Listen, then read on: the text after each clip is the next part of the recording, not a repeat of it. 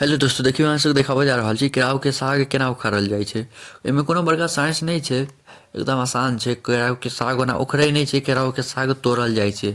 ई जे केराव पहिले तऽ ई चिन्हब केराव के पत्ता कोन छै, केराव कोन छै, ओ चिन्हा जायत। ओहिके बाद ऊपरसँ एक बीत जतऽसँ मुँह रहै छै, मतलब एकदम छीप, ओतऽसँ एक बीत नीचाँसँ ओकरा तोड़ि लेब। हमर सबके भाषामे कहियो तऽ ओकरा खोंटि लेब, ठीक छै।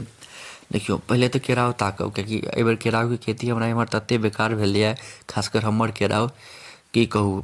केराव ताकऽ पड़ै छै। पिछला बेर तऽ जमीने नहि देखाइ छलै, एहिबेर तऽ केराव ताकऽ पड़ै छै कहाँ कहाँ केराव छै।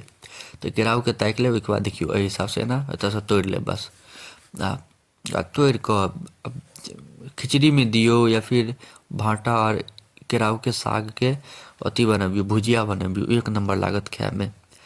देखियौ इएह तरीका छलै तोड़ऽके, तऽ सोचलहुँ अहूँ सबके देखा दिअ।